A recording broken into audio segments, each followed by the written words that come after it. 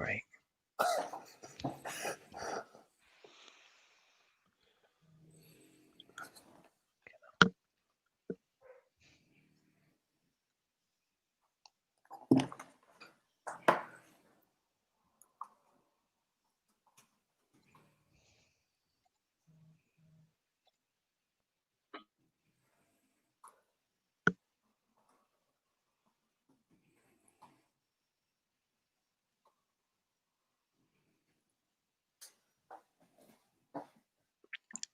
We'll do it live!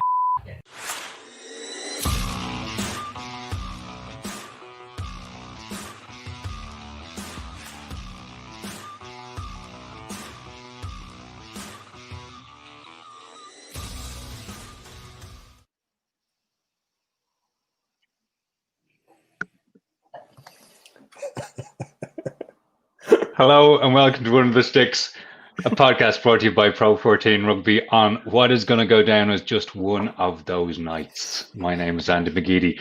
Joining me today, I have Mr. Sean Holley. How are you?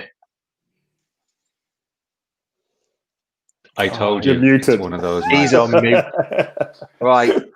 Well, I was good until I realised I was muted. But do you know why I was muted? Because my dog was barking. So I thought I didn't want everybody listening to my dog. But I'm fine, thanks, Alan. I'm good. Yeah, we're right in the middle of the end of the Pro 14 season, and we got a new one coming up. So there's lots to talk about. So I mean, that's all that matters. Really, I've had 5 months of zero rugby, a little bit of Super Rugby, where I pretended to be excited about it for a couple of weeks. Sean, please. How dare you? I feel dirty. I was excited. No, I was excited, but it's just we're in the real stuff now. We're in our stuff, aren't we? So Paul Williams, I feel used. I know, I do too. Yeah, I feel like he was just like we were just a little swipe right on Tinder. Yeah. Saturday morning right swipe from Holley. And then he's back then with his big pals on TV then with all the British light. No, something like that. Because I'm really looking forward to this because I've been following your Twitter this week, Gok Williams. I know. And I can't wait to get stuck into you. Yeah. We'll come back to that very, very, very soon. Dean Budd, how are you? Yeah, I'm very good. Little jaded, to be really honest. Had a big day. My partner's dad's 60th birthday, so big lunch out. A few Bloody Marys that kind of hit me mid-afternoon whilst we were walking around the gardens, and I was ready for bed about an hour ago. So I'm going to be really fighting through this. This is brave. Bud is vulnerable. He's in vulnerable form. He's Bud is the back of the herd, waiting to be picked off. Pretty much. So we're seeing the people joining in. Again, apologies, we're a little bit delayed coming in. As it's one of those days. Bear Hug, our friends are still giving away bet gear for the best question or comment from the evening. I've got let's have some good ones. Let's have some fun ones. But we have to get the read in, Sean. It's they're the bamboo joint support and muscle sleeve specialists. It's taken 6 weeks for Williams, Gok Williams, to reduce that ridiculous piece that you were reading out every week to just do like one line. Very complicated process that was Sean to go through. Yeah, it's all done now. Finally, after 6 weeks. So what are we looking forward to? We've got tonight. We're going to look back at the weekend that was the final sort of strange week of the Guinness Pro14 season, but it has given us our semi-finals. So semi-finals to come, and a little look ahead to that. Not a chat today about the new format for the Champions Cup for next season. We'll touch on that and the seedings that come from the Guinness Pro14, or that will come from the Guinness Pro14. There's some awards announced from the championship. We'll have a little chat through that, and anything else that comes to mind from all you lovely people and from these three people here. But yeah, Paul Williams, we're coming back to Gok Williams. It's taken a bit of time, but you finally did it. I was ground down by Holley, basically. From this opening period, you missed all of this, Dean, because he lost about 9 stone in the first month on the treadmill. And then I thought, right, I need to up my game now. And everyone kept telling me how old I was. And we are sponsored by Guinness, so I thought I'd dye the beard black and the hair, full branding. You've dyed your beard. Hmm. How old are you? I'm only 43. Like my wife said, this has taken months off me. Yeah, no, I'd had enough. So I got out the old. I won't drop the brand name in just in case they want to sponsor us at some point. Just for men, and it's done. This is me, Williams 2.0. We need a before and after pick up here, just to see I that don't like real any change. different, to be honest. It's more, I don't know. Do you know, it just gets you down when people constantly look surprised when you tell them your age and not in a good way. So yeah, this is it. It's here to stay. I just remember I'm the oldest on this pod. I know, and it's annoying. He looks about 38, and he's about to be 50. Especially with some of those those photos from Premier Sport and the lead up to that. Oh, I know. Did you see that? That was fantastic. Well, I mean, a quick Andy, did you see this? No. Oh, so now I'm we're with you. doing, so we're doing Scarlett Dragons, Rodney Parade. Jamie Roberts is on there. It was obviously like a god, you know, an Yes. Adonis of a man. Matthew Rees, former British Lions hooker, still in good nick. Fortunately, Ross Harris is a cheese ball and has got a beer belly on him and you know and 5 chins. So And he was in a t-shirt. I'm looking reasonably okay. But what you do is you have a rehearsal, right? And there's a running order, and I've teed up a lot of analysis even for the boys, and you run through it, right? It's all that, and it comes to the real live then. And I can't see the monitor. They stick me on the end because obviously I never play for the British Lions. So I'm on the end, and the monitor shows the clips as you're talking over them. Well, I couldn't see it because the sun was quite bright, believe it or not, in Wales, and I couldn't see it. So when he came off Jamie Roberts and asked him about, look, you know, you're looking fit, and you know, you're still available for Wales, and then he turned to me, he said, talking of looking fit, John, I'm going, this isn't in the running order. And they're all starting to giggle like little kids. You've been doing a lockdown. Oh, I'm thinking, are you kidding me? They start putting up photos of me in the gym, and then what they've gone and done, they've superimposed my face on Paul Williams's body in a gym. No, Can it you wasn't. believe It was on Alan Partridge. Remember those little polyester shirts? It was it was fantastic. I was so tempted to abuse you via text, but I thought you were getting enough on TV. It was fab. It's quality TV, though. I mean, it was good. Was it? Oh, nice one, buddy. Good for us. You drink your bloody Marys and take a mick out of me. It was good. Something a little different. Yeah, man. I'll show it to you later if you really want to see it. But you know, my kids were absolutely mortified. It was quite an entertaining game too. Yeah, it was. In fact, it was one of the more entertaining games of the weekend. If we're honest, I enjoyed watching it. There was a few dead rubbers in there, and there we look at the state on that. Those pins. Oh, we've gone the wrong one. No. The power has taken it off. But anyway, it wasn't funny. Yeah, it was an entertaining game. But for different reasons, I think. And the Scarlets needed to get a bonus point win, didn't they, to put some pressure on Munster the following day. Of course, that was all over. 2 red cards in quick succession. Could have been a third. But they did their job. And of course, it's good for the Scarlets because they have a European quarter-final to play. It was a good run for the Dragons, who've got Bristol to play. It was a massive game. Yeah.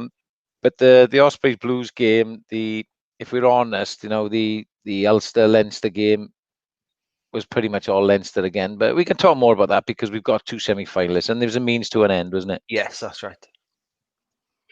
Yeah, it did have that kind of feel of a week. I mean, we did tee it up last week. Said, you know, a lot of the playing has been done, but that's, you know, Dean, that's kind of where we were with the season. It was an odd couple of rounds to finish the year off, and this is probably always going to happen.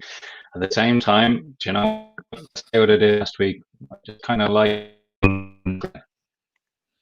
Norman Collier's off again, boys. Okay. Yeah, I've got none of that, but I think he's frozen. It sounds like you're right. Hit the nail on the head there.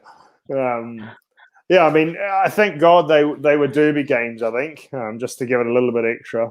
But yeah, I mean, did I see two yellows and 2 reds in that Munster game? It was it was a crazy rugby coming out. So and then keep things a little bit more exciting. Bundy Aki went to number 8 for a bit. That was cool. I like that. What was good about it was that Munster were charged up. You could see it in Stander, Marnie. They are gunning for that. I can't wait for that semi-final because I've said it all along, haven't I? Yes, you have. I just got a feeling, and they were up for that, as if to say, "Just get the job done." It's like a good training run. Unfortunately for them, there were red cards. They would have won anyway. Bundy Aki came on when Papa Lee went off. He was like a man possessed. It's unbelievable. It was like, your big brother coming along. You're playing in the park on holidays in the caravan park, and your big brother comes along, and because you're losing, you ask him to play a newer team, and he just takes over. He was brilliant. He was. Do you know what was amazing when he packed down at 8? It makes you realise just how fast centres and backs are. The speed that he got from the back of the scrum up to the gain line was just like, and I know number 8s are pretty quick these days, but oh my God, the speed he was travelling at. It's fantastic. Yeah, we've seen him do that before, Bundy. It'd be a couple of years ago now, but they used to pack him down on 8 for set plays. And it's a really, really good thing to have. And I love seeing coaches think outside the box like that, where you have skill sets that you can use in a different way on the field. Yeah, which and Sean, this is you're going to ridicule me here even more than normal, but I always would love to have seen, and bear with me, Shane Williams have one pickup from 8, just because it would catch you off guard so much with the speed. So he'd get straight round the 8, one step, and he could theoretically be over or flattened. So you never really know, but I'd have loved to have seen that just once, That would have been a lot of fun. And let's talk about those 2 red cards, because just as a group, that game got really, really strange because you had the 2 reds, then the 2 yellows on top. Dean, when was the last time you played in a game with the cards smattering like that in the first half? Yeah, probably never. Maybe one time, I think Treviso, I actually do remember, Treviso Zebre, a classic derby game of just penalties. I got yellow carded actually that game. I provoked a kicking in the back from Johan Mayer, who got redded. But so I won that battle. Provoked a kicking. Somehow I'd provoked it. But yeah, it kind of touches on where we were at last week. It just changes the game too much. It's too influential, and I guess. I mean, people say, yeah, it's a red card. They've done the crime, do the time almost. But I mean, we're seeing a lot of non-malicious red cards coming out nowadays, which change games and are completely unintentional. But for the safety of the game and the safety of the players, there has to be those red cards. So I really think it's something in the game that needs to be addressed, because honestly, as players, we don't really like seeing it too much. I mean, I'm not going to say I wouldn't love to play against 13 or if I was in 15, but you always want to beat a team because you're better than them, not because you've somehow got a sneaky red or a yellow that's given you the advantage. So, the whole easy red systems, it worries me a little bit. I mean, from a Munster point of view, yes, they needed the win, but I felt they would have won against 15 anyway. It's not the best preparation for their attack. No. Going up against 13 men for 65 minutes, because they're going up against the best defense next weekend, with 15 on the field. And, defensively, I think they went ban them. I would go official, ban them. I think they're silly. I'd really adopt like Sean says, the orange card system or a rugby league kind of report and address it next week. And maybe a 10 minutes and a report, but I think a red card's just too influential in games. Yeah, that was the annoying thing. We were all geared up for Super Rugby Aotearoa and having this 20-minute red. Right? Yeah. I was really excited to see this. I know. We didn't have one, did we? Paul, exactly. It was really annoying. You thought someone would take one for the team and just see how it would go. Where was my tactic? I told you, just go and sigh their best player down. You're only gone for 20 minutes. Your tactic was pick 4 psychos, send them straight on, take out the 4 leading players. I like it, don't get me wrong. I think it was quite interesting though. Papa Lee, he was trying to obviously make his name, wasn't he, in the first 20 minutes. That's his thing. Yeah, and it was, come on, stick in a big shot, and it wasn't ridiculously high, was it? And it was, but well, it was they're the rules. It was quite interesting actually because there was stuff going on in the house at the time. So for that section, I had the radio on, right? So I had excellent commentary on RTE radio, and they were waxing lyrical about Papa Leahy. Like, he was everywhere, and especially in a radio game, when you're hearing more and it's in your head. I was seeing Superman for a while, and then suddenly they saw the replay. Are going, oh, he might be in trouble here. He's off now. Yeah, it didn't look too bad when he did it, and then as soon as you see it, it's like, oh no. It was Corky. Was it Mike Corcoran? It was, yes, and he's cut Conor Murray in two, and you're going, oh. I've done commentary with Corky. He's brilliant because it's like a horse racing commentator doing a rugby match, right? He's stood up, he's looking at his monitor, he's like, and then when he needs a breath, he just looks at you to say, right, go on, have a go. I'm ready to go. And back in he goes, and he puts real funny bits in. It's great, but no, he was excellent. It was, it was a high shot. You could say it was ambiguous, Paul, but if you're on the end of that, yeah, I know. Yeah. So here's the one suggestion in from Brendan Gleeson by the comments: NHL style, maybe force a sub with the red card. So you take out one of my players, I can do something interesting with yours. There'd be something interesting there. I like that. Yeah. Not quite grasping that, but yeah. We look, honestly, neither am I. But let's run through the games, because look, we try and call it straight on this show, and it was a quieter rugby week when we go down the top. So Munster did Hockey Connacht 49-12, Cardiff and Ospreys 29-20, Zebra 9, Benetton 16. Dean, you called it, I think. Dragons and Scarlets, Dragons and Scarlets 20-41, Leinster 28, Ulster 10. Not a huge contest there, and Glasgow 15, Edinburgh 3, but Edinburgh are kind of already locked up. So let's see what we have now. We have Friday night, Leinster Munster 7:35, Saturday night, Edinburgh Ulster 7:35. The phony war has now stopped. This smells a little better, Sean Holley. Yes, it does. It does. Right. We're down to the real business. Crowds or no crowds.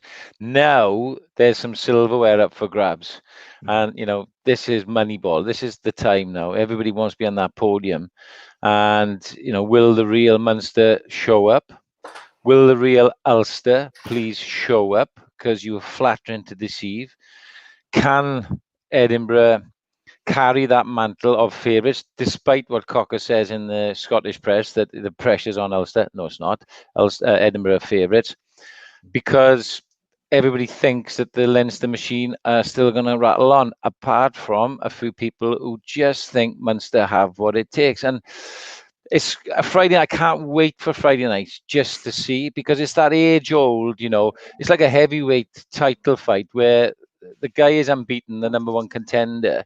The champ is there. You expect him to win, but in the back of your mind, you just think, "Oh, he's got a decent punch, this guy. He could just do it."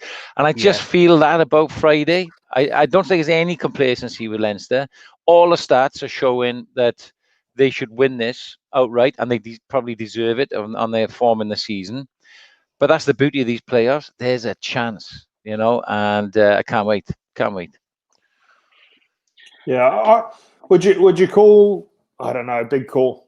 Is this the final as a semi-final? Munster Leinster. I mean, I think Edinburgh can do Leinster. I think if of one of the teams, they're the one who could do them, especially with Duan van der Merwe playing as he is.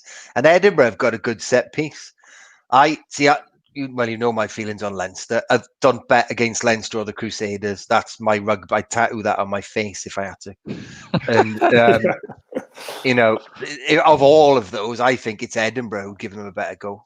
But it's just interesting. The two big dogs of Irish rugby. They're usually 1 and 2, and I mean Edinburgh's been great, but it's weird. I think there's certainly 3 teams involved, and I guess that's finals footy, right? You sometimes have it like that. Yeah, I think what's really interesting about watching Leinster is their short tactical kicking over the last 4 weeks. You've probably noticed that, Sean, obviously. and you, Dean. But from a supporter's perspective, they've always done everything else better than everyone, haven't they? Their set piece has always been immaculate. They've always had really good strike runners, whatever it might be. The defensive completions always, upper 80s, 90%. The tactical kicking they've been doing from 12 the last 3 weeks has been fascinating. I haven't seen anyone else do it that much. Henshaw put one through for Ringrose. Kieran Frawley then. Frawley put through a couple on and it totally changes that defensive line, does it? Because all of a sudden, when you're flashing up, and then a ball goes in behind, so I think Leinster, they're just evolving all the time. Every time I watch them, they do something I haven't seen before. I think they're clever, see, and Dean will tell you that a lot of sides are defending, particularly off the line out, with a 9 in the 5 meter channel and a hooker off the tail. And I don't like that, right? I like 9s live behind lineouts and scrums and mauls and rucks, and 2s live in 5 meter channels in my world, and 7s live off the tail. Yeah. But that's an old school thinking. But I'm telling you, rugby goes around in circles, and we've got defense coaches coming in with all these new fandangled setups and that because they want their best jumpers in contesting or winning ball. When it comes down to it, right, you just show in all your cards. And the reason Henshaw's chiseled through and the reason Frawley's chiseled through is both Conor Murray and John Cooney defending the 5 meter channel off set piece.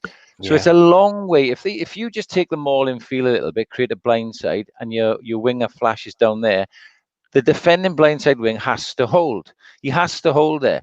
So you put a nice grubber through or a chip over the top because the 15's gone over the far side. There's a massive space there. Yeah. Now, we used to have our 9. I would coach our 9 to be a sweeper, a contingency to cover that. Now the blindside wing has to do it, and they don't live there. They're not used to doing that. So it's really smart coaching, good analysis, and excellent execution.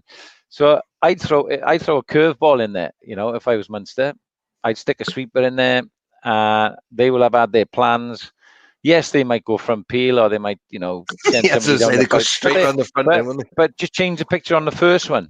Yeah. Don't show them what they're expecting on the first one. Get them thinking, and then revert back. That in knockout rugby, those things count. Those little moments, those 1%, they really do. So, but I don't know. Leinster's so good at executing it. Can some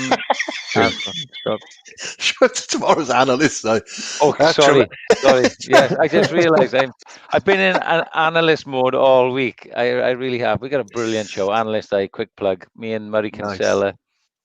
Nice. And I'm actually not giving up too much info. Oh, I am actually. Sorry, Adam. Yeah. Move on. That was my fault for bringing up the kicking. Sorry. You can do far worse. So do you know what we're going to do? We're going to have a graceful pause in the show because it's the Dean Bud style time. Here he comes. Nick Greaves back. Yeah.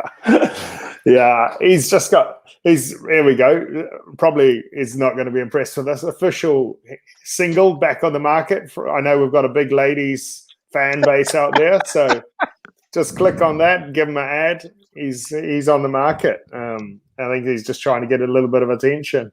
That's an exclusive, and we've got Ian McKinley back. Yeah, and I love it when we get players. Rough old day at a 60th for Dino today. We'll be kind. It's an open goal for these Italian players, isn't it? Next week you'll see a haircut and a clean shave, and I'll be back on 2.0. Yeah, I want full black tie. I really do. Chiefs give Sebastian Negri a message. He'd love that. Chiefs girl. She's back. Kia ora, Chiefs girl. From a carryover from our Super Rugby Aotearoa watch-alongs that we still pine for, even though I think Sean was just using us. I'm joking. No, and horrible. There's nice to see Chiefs girl on our Under the Sticks favorite game. We are discussing it currently. What was your favorite game then, Paul? I really enjoyed. Bizarrely, I know the Dragons got thumped in the end, but I really enjoyed Dragon Scarlet. I thought Nick Tompkins was fantastic. Yeah. So good, God. Oh man, and it made. I wrote a little bit of it for my column for tomorrow. That even though some of the fixtures may have, for the Welsh regions, they may not have meant that much. But we got to see like the next generation of Welsh centres. So obviously there's Johnny Williams at the Scarlets, and then Nick Tompkins and Owen Watkin. But then we were also lucky to see like Tian Thomas Wheeler, and then Max Llewellyn had a run out. And for me, Nick Tompkins, he's the sort of Liam Williams in the midfield that never gives up. He's one of those boys who just doesn't go backwards. He's like Nick Grigg in a way, but just always like going forward, good steps. I was really impressed with that.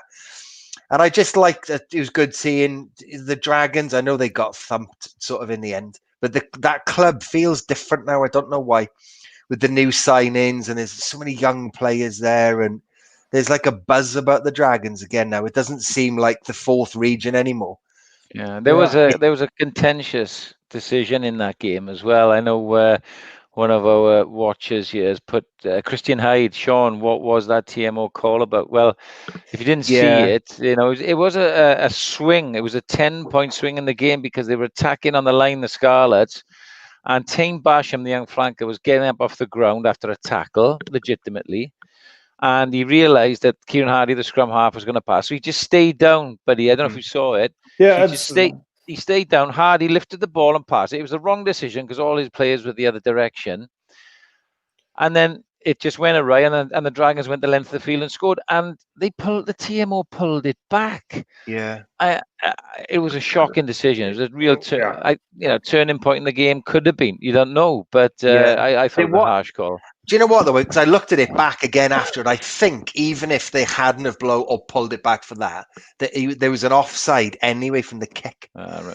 So, and I imagine would they have looked back at that? I don't know, but he was offside anyway. I think it sets really bad precedents for bringing in TMOs. I thought it was a ridiculous call. I mean, yeah, and I think even Sam Davis said, he's like, would you have checked this if a try wasn't scored? Because knows the answer a million times over that you'd never check that thing, and that's at the halfback's discretion to pass that ball. He can milk a penalty there and just pass it straight into him. So I was gutted because I mean I've never ever liked the Dragons, just never seen anything from them, never thought wanted to support them really, but they look really good, and if they had a set piece that game, they would have really done the Scarlets. I believe their set piece just got absolutely smashed, so they just couldn't create anything. But one-on-ones in attack, they've just got flair and they can do things, and they've got real threats. So and you know, I'm talking about sort of Welsh promising players who are coming through from that Scarlet Dragons game. I think the other player who I think we're if you're not impressed by him, you probably don't understand rugby that well, is Josh Adams, because he had another amazing game, almost mistakeless. Sean playing for the Blues. Man, some of his, and I wrote in the column this week that even on a field with Alan Wynne-Jones, he still stands out as like the hardest working player on the field. For people who don't really know Josh's background. So they left the Scarlets, couldn't really, make a headway there. Went to Worcester, was one of the best players, in the Aviva Premiership as it was then. And he's the best wing in Wales by a long, long way. And, he's just doing the basics every week. Maybe he doesn't score these 50-meter tries that end up on YouTube, but he scores every single match, doesn't miss a tackle, never knocks on, doesn't tip the ball in contact. He doesn't try to be somebody he's not. Doesn't, no, and I love that. Just does what it says in the tin. Yeah. He's a good, solid bloke, he's physical animal. And you're right, does what he has to do. He scores tries, gets on the end, and he saves tries. And that's all you can ask. So, you don't become the World Cup leading try scorer if you haven't got a little bit of talent. He's good. But there's been a lot of good young players on show. Talked to Danny Wilson, the Glasgow earlier, and he's got some good young players he's keeping an eye on. He's been impressed with Matt Ferguson, who is always high up in the stats for Glasgow. Edinburgh put some guys out on show. Obviously saving some guys for the semi-final weekend. And I thought I think Connacht got some good young players as well. They showed a lot of spirit in going down to 13. Yeah. And I always feel about Munster, we always talk about the stars, we were Marnie and Stander and Conor Murray and now Dearlandi. But there's people that go under the radar for me, people like the Scannells, Andrew Conway, this boy Daly at 15 now. Our league now is injecting youth and a nice mix. And I think that's important because if we do have all of these autumn internationals, then all of these guys we're going to see a lot more of and will become more regular names for us. Yeah, and I really like it, Andy. I like seeing the young players. So I loved seeing the new centres come through for the Ospreys. I love watching Max Llewellyn coming through. It's, I think that's fantastic. I have a funny feeling that producer Adam has been listening to our TMO chat just from the banner that's going across the screen. That's just a gut feeling. Are we supposed to be more supportive, are we? No, that's not how we roll. We haven't spent enough time on this second semi-final. Okay, so Edinburgh, Ulster. Ulster haven't really come to play since lockdown. We haven't seen Ulster. I don't even know what I'm asking here because should first look out that they're on. They're absolutely on. I'm not sure how Ulster can switch it on again. Sean. I'm going to pull back from this because producer Adam will give me a massive row again because you need to tune in tomorrow night on Analyst Eye, our new Guinness PRO14 analyst show with me, Murray Kinsella, tomorrow evening to find out what I think about Ulster. Buddy, over to you. There we go. Grenade. They got a little bit better. They've got a lot of grunt about them, I think, Ulster, and they haven't been playing good. But again, I think we saw another kind of borderline TMO call, and if oh God, I've lost his name. The 9 for Ulster, Cooney. If that try's gone, it's probably not changing the game. It's making for a really interesting 3 or 4 minutes at the end, probably. But I think if they can just hang on and stay with Edinburgh for as long as possible, with Cooney can bang him over from anywhere. We've seen him win a few games for Ulster at the death. I don't think they'll win, but I think they'll be a little bit more kind of dirty and grubby and stay in the game a little bit more and try and slow down Edinburgh, and it'll be up closer, I think, than we. I think what sums up Ulster, the way they're playing at the moment, is the selection of Stockdale at 15.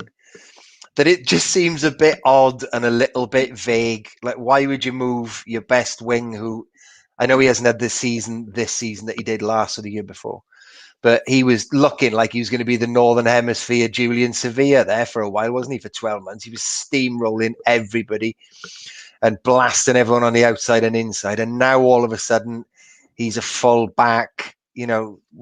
Where's that come from? It's an unusual move. And I know you can move players who play full back into wing, and that happens all the time.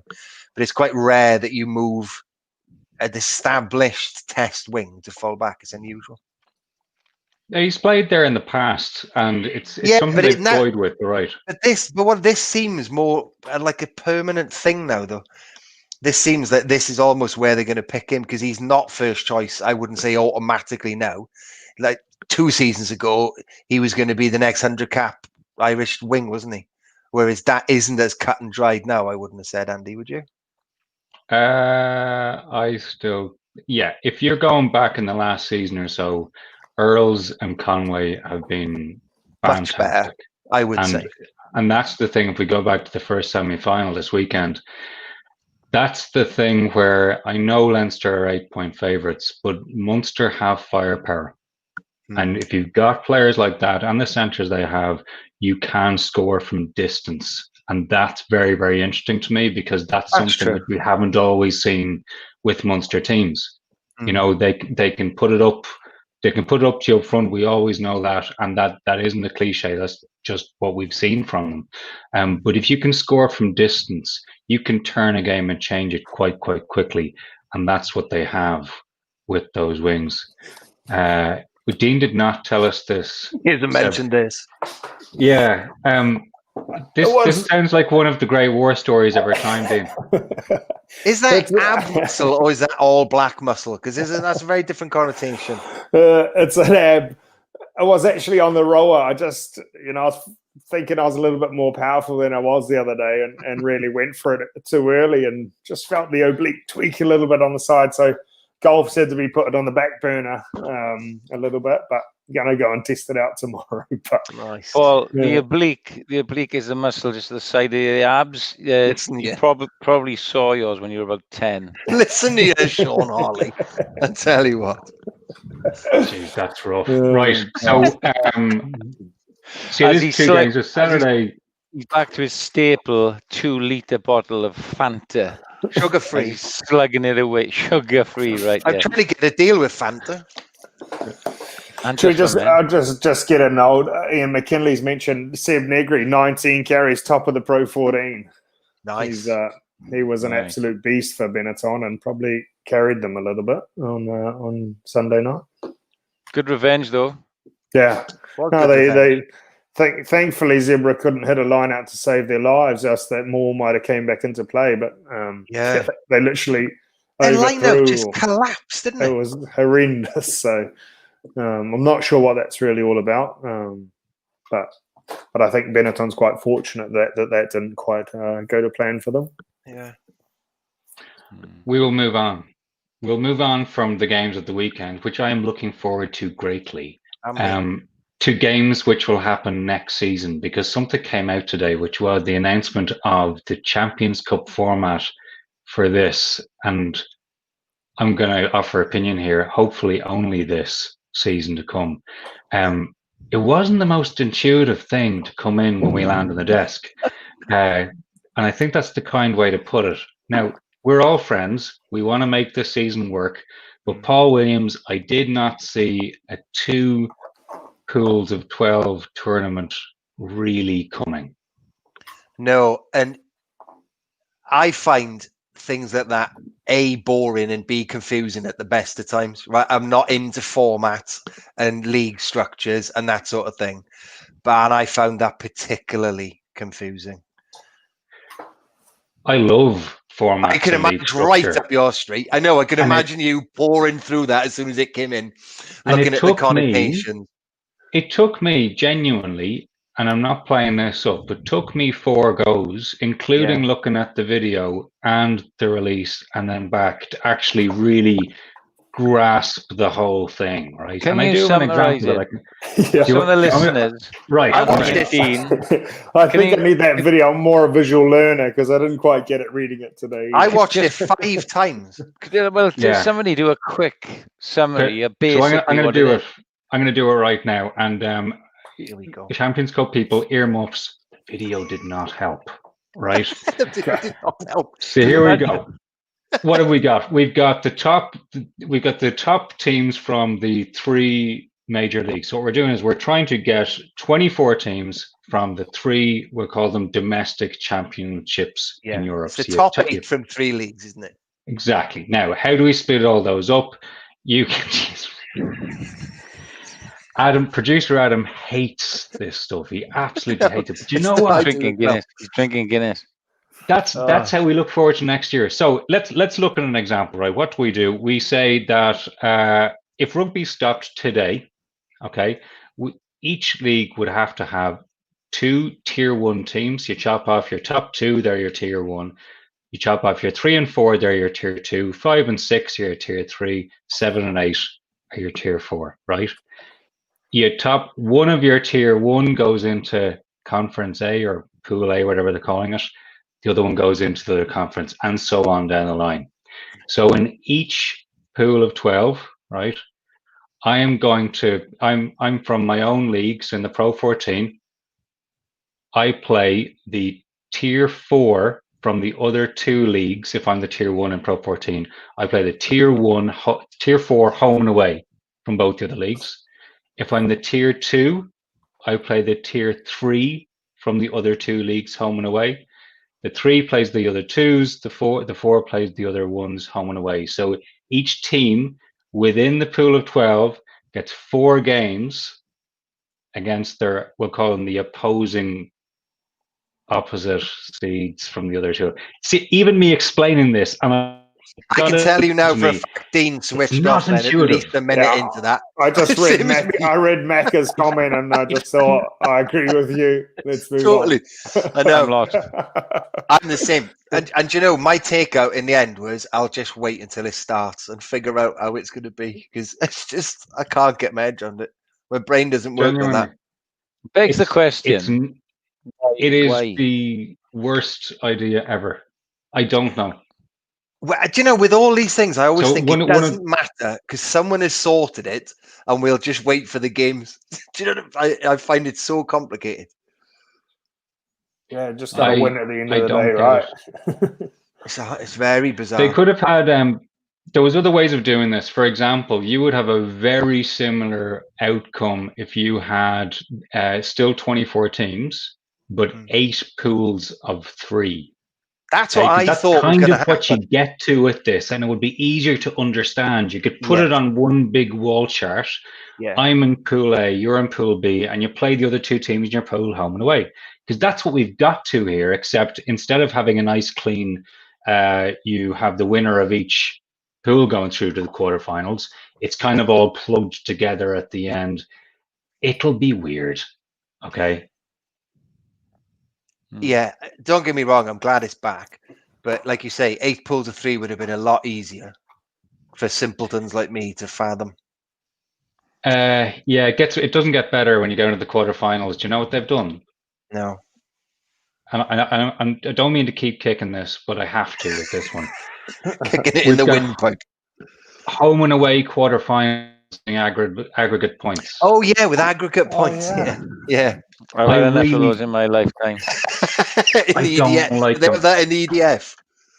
They did, didn't they? In England, in English Championship. Oh, of course. So this is I don't think it can happen in this, but you could finish top by 30, 40 points. Rotherham, for example, could finish 40 points behind you in 4th. Then you have to play them home and away in a semi-final aggregate score. Yeah. You sound a bit bitter. Is that for any reason? Oh no, we overcome it, but having beaten them twice in the British and Irish Cup, beaten them twice in the league, you then have finished 30 points in front of them, and then you beat them at home in the first leg, and you have to go up there, and they are still in with a shout. How does that work? Yeah, that is unfair, isn't it? You know, I mean, I'm not saying that the Champions Cup will work out like that, but you know, if you've earned the right, if you've earned the right to have a home quarter-final, and that does annoy me, because having got to 3 Heineken Cup quarter-finals, they were all away. Yeah. And that made it really difficult. It's why we never made a semi-final, probably, just about, because that home advantage counts, and you earn that home quarter-final, semi-final, you know? Yeah. And especially in the Champions Cup. I have a different aggregate points. It's more that rugby is a game where you have a really good game and it's 15-10 because it's just howling wind and whatever else. And the natural split in that game, the scoring split, will be tight. Okay. Yes. And you can have the same 2 teams playing to the same skill level on a day which is dry, good track, and instead of 15-10, it's 30-20. Okay.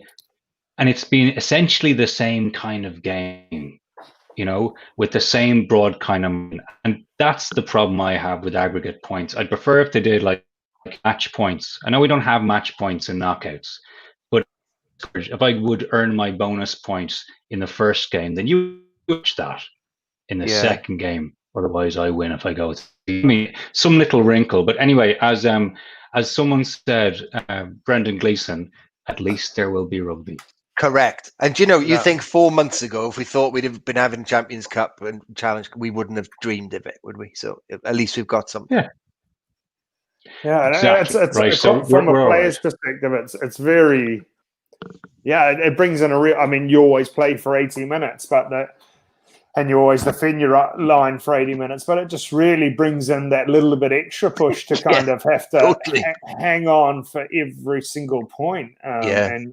And you cannot, I mean, naturally you see guys kind of, 79th minute got in the bag and they're running away for a try, maybe don't sprint as hard, but you sprinting as hard and to make that last tackle could make the difference between winning or losing. It's quite crazy. And also the other way, Dean, because you quite often get a side who've already stuck 40 on somebody, and then they take their foot off the gas, don't they? Whereas now it'll be, right, let's get 70.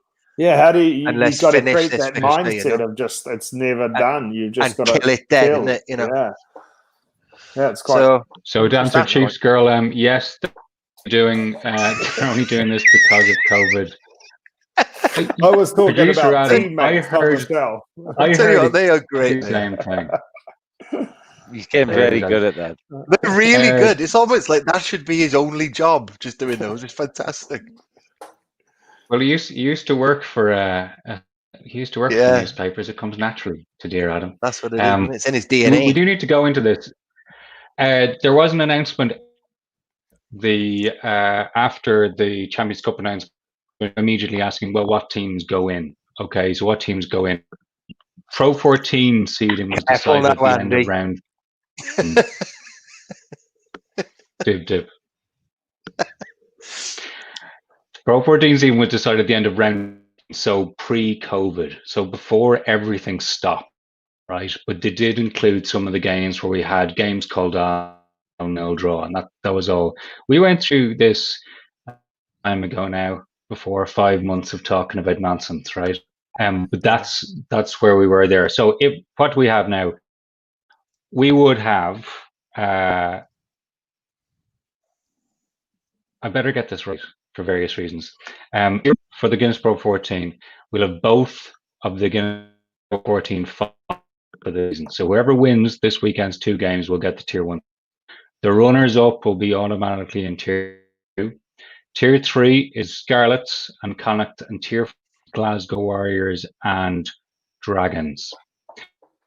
I won't add anything else to that. That is the final version of the meetings. Producer Adam, nod if you hear me, and that's okay. That seems to be okay. Okay, grand. We haven't been sacked anyway. We're still on air. No, still just about.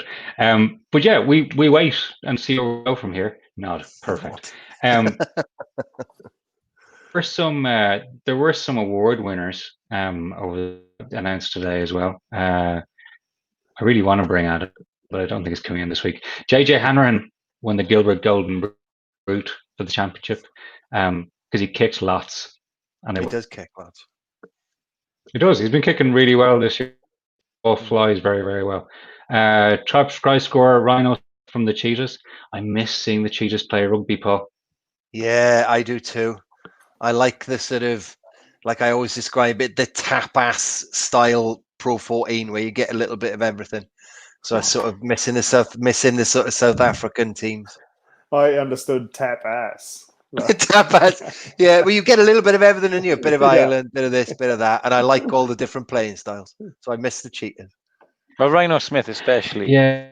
He's a fantastic player. You know, we're in commentary, wherever you do Cheetahs, you do your research. Yeah. He's top of the meter makers. He's top try scorer. He's top assist, top offloader of the league. You know, let alone the Cheetahs. So yeah, mind you, when he went to the Knoll in Neath in a real cold November, he wasn't quite up to scratch. I bet he didn't fancy it down there, catching loads of bombs. But you know, Rhino Smith, he's like a proper Super Rugby 15, isn't he? You know, run from everywhere.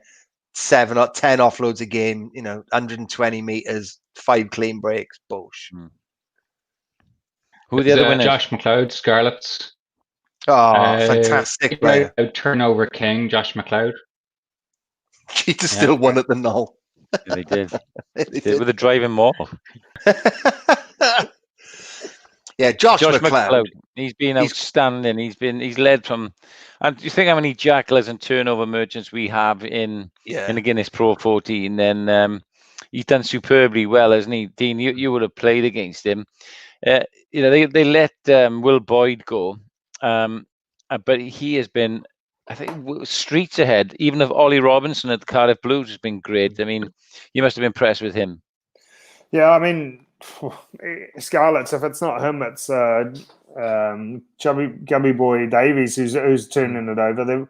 They're always a massive threat around the breakdown, and a guy like that just stealing ball and ruining games for you is a real nuisance, but a solid, damn good guy to have on your team. Yeah, and do you know the thing is about Josh McLeod is that he's one of the players who gets met. There are so many open side flankers in Welsh rugby in particular. He almost gets mentioned in the second tranche of those. So there's like the Tippericks and that at top level with Navidi and that lot. Then there's like a level underneath, which is almost James Davis and sort of that middle bit. And then there's the young boys coming through, you know, the Tame Bashams and what have you. And Josh McLeod he's sort of, I don't even know which one. He sits in there. He's in the middle tier, I I suppose. tell you why, mate, because as good as he is as turnovers, and he's top of the Guinness Pro 14, Yeah. the guys you mentioned at the top do lots of other things. Do it all, yeah. They added. You're talking Tipperick does it all. Yeah. That's You know, right. Josh Navidi, you saw the weekend. Back he comes, boom, big physical carries as well as his line-out work, a lot of lifting. You He was know, brilliant on the weekend, Josh Yeah. Navidi. Navidi, I swear, is probably one of the best guys I've played against. You just see him Fab, everywhere. He is Yeah. incredible. I really, and that was pre him kind of getting Wales caps and stuff. Every time we went to Yeah. Cardiff, I always was like, who is this guy? He was just phenomenal, and I really, really hold him and that he is one of the better flankers I've ever played against. Yeah, Brilliant. and you know, he's Can sort I of ask developed in a silly sorry. question? I was going to say, can I ask a silly question? Because from a player's point, what makes Navidi? So you said, you immediately, like, I could see you nodding. Then as he came up, you're going, this guy's good. What makes that from an opposition perspective? I guess basically every line break, every something that's hurting you when they're in attack, he's involved in, and you notice him.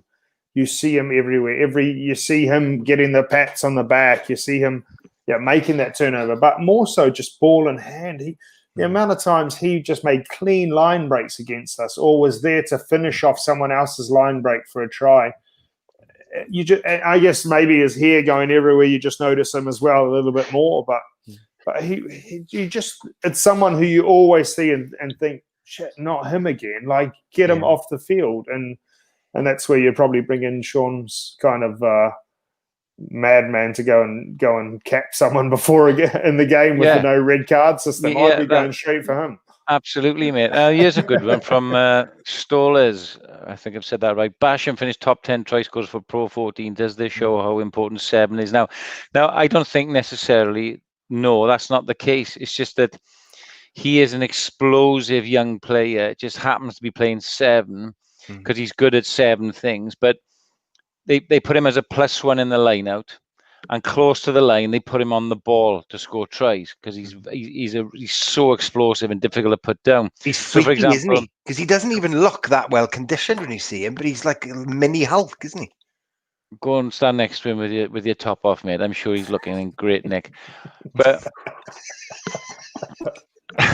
that's all. You don't see Josh McLeod in the top 10 try scorers. You don't see Tipperick. You don't see Josh van der Fleer. You don't see all those others, Hamish Watson, because they're not used in the same way. So Basham has this X factor quality, but he probably isn't in the same bracket as a out and out 17. As some of those Van der Fleers, Tippericks, and so on. So it'd be interesting to see where he ends up playing. Because as you rightly say, Paul, there's so many 7s in Wales. He's going to be way down unless he develops his games. He's still got some areas. He's still a kid, but he's real exciting talent. And I think the other final thing to say about Josh Navidi, in terms of where he is now and potential Lions, is that he does legitimately now play 6, 7, and 8 at test level, doesn't he? So he's almost in that David Pocock role, where you can just pick him anywhere. And, imagine how useful that would be on a Lions tour. Iron Award, Matthew Screech from the Dragons, played in 15 of the Dragons Pro 14 games. That's pretty good. I've missed the start of that, Andy. Sorry. Yeah, you broke up. Say it again, Andy. Oh, that's good. Okay, Matthew Screech from the Dragons. Iron Man, he played in all 15 of the Dragons games. Oh, that's great. Really? He's a good servant. He's a good servant, to be fair to him. And I've noticed how covering him the last 2 weeks, he he's done well. He's carried hard for them. He does a lot of line-out work.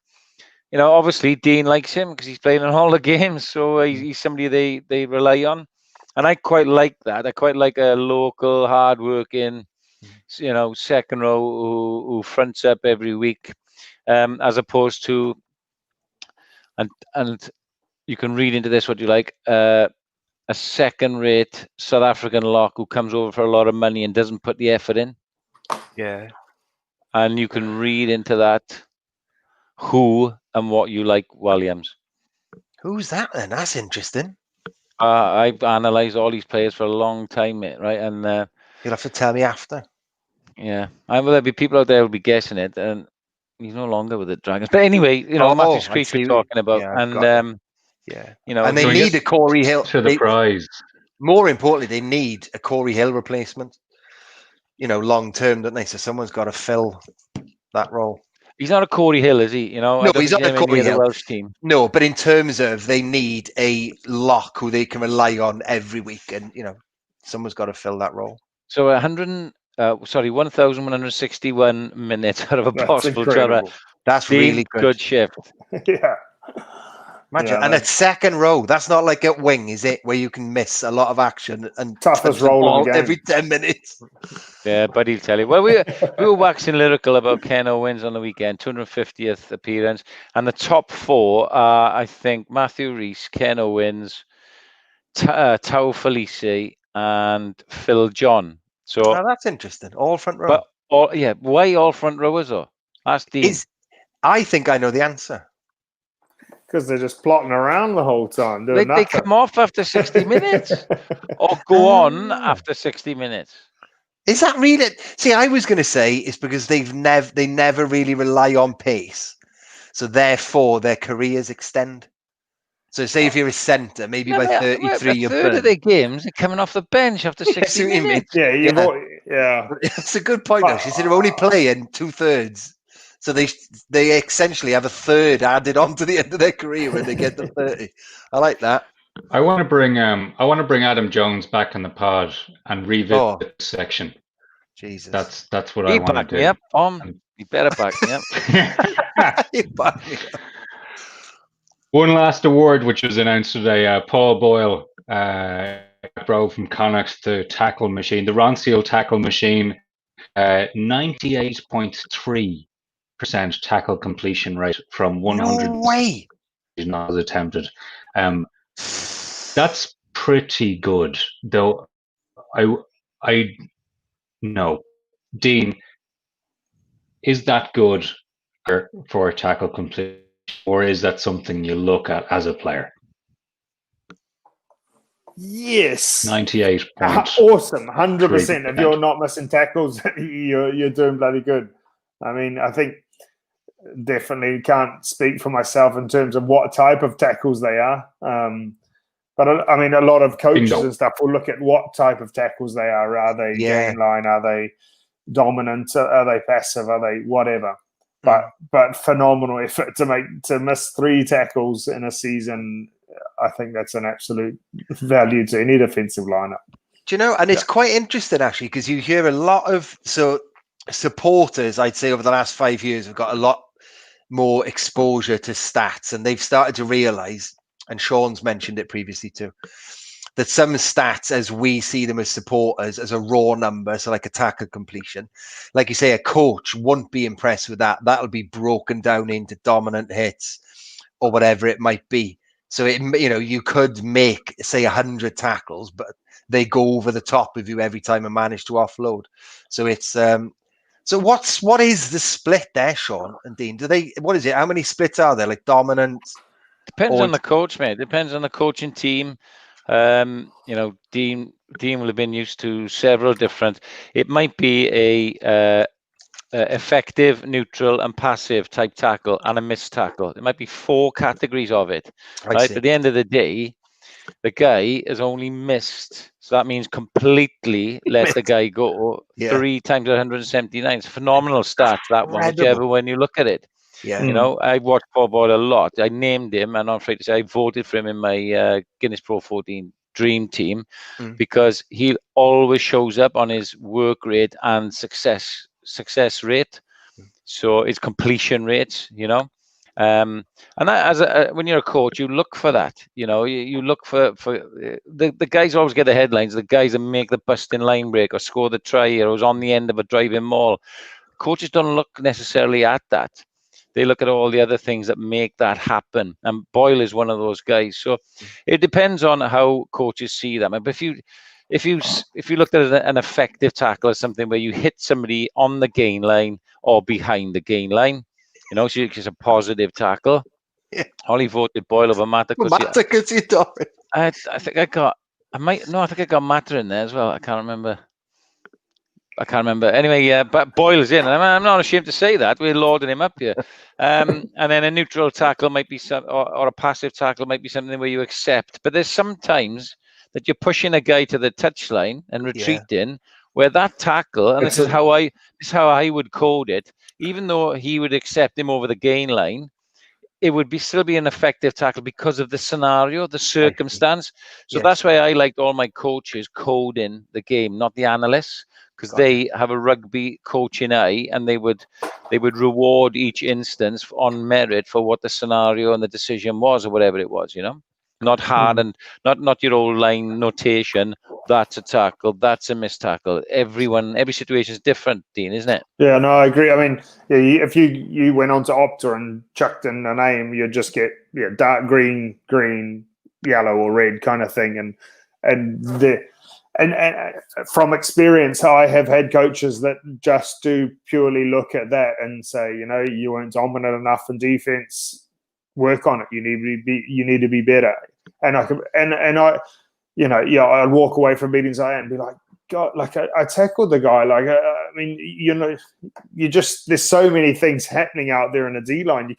You don't see big hits every week because they're bloody hard to make. Do they also then add in as another level your sort of size? So that say if you were 6'6" and 18, should you be making more dominant hits than someone who's like 6 foot and 14? Or is that a level too far and just me overthinking? Again, you're overthinking things because it all goes down to the detail. Something like R.G. Snyman, trying to tackle Shane Williams, he'd find that really difficult. Yeah, he'd be under him. If he scragged him, grabbed him, and went bum, bum, bum, fine. But the chances are Shane would step and run between his legs. I mean, so every situation is different, and that's why I go back to, if I'm sitting there with Dean going through his defensive game, I will ensure that I will have watched all his individual tackles, his assist tackles, where he was in his defensive line. Was he making line errors or positive decisions? Was he getting around the corner and filling where he needed to be? Was he going to the right place from the set piece? And I'll sit down with him and I'll go through those things with him rather than look at a stat sheet that somebody else has done and could be interpreted differently. Yeah. Now, the value of my feedback and my coaching to Dean then is far better for him because he's going to be far more accepting and understanding. It's there in front of him because he's showing him clips. And more importantly, because the coach-player relationship is, he's going to improve. You tell him how to improve, and then you go and do it and practice it. That's coaching, isn't it? Yeah, no, that's full stop. Nothing to add to that. It's spot on. We've got more rugby this weekend. We're going through the awards. Awards that'll come out next week. Player of the season, coach of the season, dream team, next gen star. These will all come up with the North versus South game. Go back to Super Rugby Aotearoa. That's where we started talking about this. So, Sean, we do it. We will have to watch this, right? I think it will be. Do you know what? I'm still a little bit sad. There's going to be no crowd. It's just where New Zealand are. That's okay, but it would have been great with a crowd. Dino. Go on, Dean. Sorry. No, I mean, yeah, I've just seen a few clips of them training and things like that, and it kind of seemed like it had a bit of a barbarians feel to the game. That is a North versus South. There's nothing on it, but I think it's going to be a damn fun game of rugby to watch, and I'm pretty excited. I absolutely gutted. I mean, that wasn't played at Auckland 2 weeks ago in front of a sold-out crowd. That would have just been an absolute spectacle for the world at the moment. Yeah. But yeah, it's going to be a hell of a game. I'm hoping it's going to be more, rather than a barbarian style, more of a like state of origin, like in Aussie Rugby League, because that's pretty fierce stuff. Yeah, That's like a war. Yeah, that's as a guy that never watched much rugby league back in the day, that was stay up late and watch that game, because even if you only watch the first 10 minutes, you're almost guaranteed a fight that was awesome. And everyone just kind of gets on with the game, and the refs are like, hey, calm down, guys. No cards, no nothing. There's just that fierce rivalry, and it's sold so well. I don't think that it's quite on that level yet. I really wish it was, because it's just missing in terms of even the setup. Like, you've got Jack Goodhue playing for South when he's born and raised up in Northland, and it should be like I think there's a few I think it should be where you're born, and that it gives it a little bit more pride, I think, in that regard. What about Chiefs girls' point that it's essentially an All Blacks trial? Well, that's a good point. It is really. There'll be a few spots on the line, I'd say. The team's named the next day, apparently. So yeah, I think full back's still up in the air a little bit in that squad. Not that we want to go into too much detail on that, but Sean, you as a coach, would you probably have your team already picked though? Have you named it the next day? Yeah. I think it's probably more like you say. There'll be one or two wild cards that they just want to see at that level. Yeah. Instance being the fullback, Paul. Who's the guy from Crusaders? I get wrong all the time. Jordan, is it? Will Jordan. Yeah. So for me, he might already be in Fodgy's squad, but in watching the Aotearoa as we did, he'd be one for me. I'd be looking, right, can he cope at this level? And then, so he's a pencil in. There may be there may be a front rower, I don't know, but surely he'd have the core of his squad, 30 of the 32 or whatever it is, done, and this will just sign it off for him. Just praying he don't get injured. Well, that's the other thing. That's announcing that in the morning. Yeah. But I think we want full Bud rules, where we get a referee from early 1980s France, okay, who comes in.